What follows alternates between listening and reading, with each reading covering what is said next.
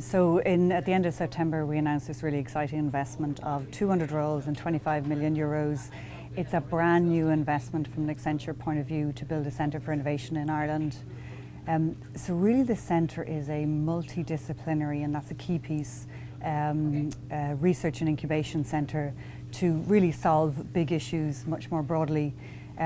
So our perspective really is that the world is changing so fast, and digital technologies have really changed the way in which our clients need to operate, and actually the speed at which they need to change. But also what we're seeing is this industry blurring.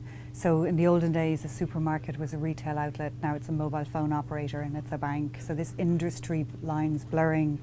And also to solve big issues. You know, you might take the future of healthcare. You just bring so many different solutions to the table. You know, so it's, you know, a lot of that area is changing from products to business outcomes. So that brings Accenture's capabilities of strategy, of consulting. You know, we'll have artificial intelligence, Internet of Things, advanced analytics, all coming together. And the challenge for Accenture is, how do you bring all of those multiple industries, multiple capabilities together in one place in order to really make sure we're thinking differently and innovating fast. And that's really the premise of the centre overall. So our new building is going to be in 7 Hanover Quay, and we're currently designing that space right now, and we'll move in October. It's really interesting because it's almost our first innovation project, so how cool is that to be designing a building? And we're having to bring in all of the approaches we're going to have to bring into everything else we do. So we actually have a multidisciplinary team working on it now. So it's a combination clearly of an architect, but also our Fjord design studio is involved, our emerging tech group is involved, our CIO team is involved, you know, our own team here, and obviously our facilities team are involved. And the trick is for us to create a building that's going to allow people to be creative and imaginative.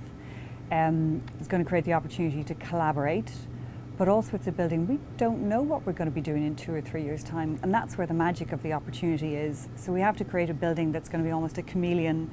It's going to be able to change with us over time. We're going to be able to continually invest in the latest technology in the building.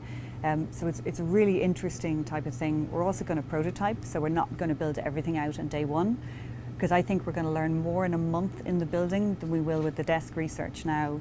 And even now, as you know, we're in this interim space and we're prototyping spaces right now. So we're sitting in the living room of our interim space, and we're starting to see how people are using space and creating different spaces. And if it doesn't work, we're shutting it down and doing something different. So the opportunity to prototype, which is exactly what we're going to do in the Centre for Innovation, we're using all of those skills already. Let me answer that question 2 ways. So the first way I'll answer it is, so we're really looking for deep domain experts, and I'll come back to what those are in a minute. So really people who understand an industry, probably have very deep skills, very deep academic background, and they're researching and thinking about the future of that industry. But we don't think that's enough. So what we want to do is almost put them side by side with design thinkers. So really the design thinking discipline is really about thinking about things from the very end user point of view, the end citizen point of view. And we think that's going to help us to help our clients to think very differently, because as their industry gets disrupted, it'll be all about what the end user is and how that's going to focus. And then the third piece is really prototype development. So what we want to do is really speed up our innovation cycle and move more to creating prototypes, working with clients, iterating fast and very quickly. So it's almost those 3 things we think about together. So then the second way is, well, what domains am I talking about? So this is a journey for us. We're only 4 months into our journey, but we've really anchored on some things in these early days. So one area is absolutely artificial intelligence, and typically that will be quite a lot of research focused in particular. So in that area we're very much looking for people with advanced degrees in artificial intelligence, machine learning, computer science. Another important area for us is around life sciences, so thinking about the future of healthcare. And again, you can see that there will be quite deep skills in that area. Advanced analytics is another one, and that's become very interesting for us. And advanced analytics is interesting because it's actually the combination of analytics skills actually with industry skills together that's really interesting.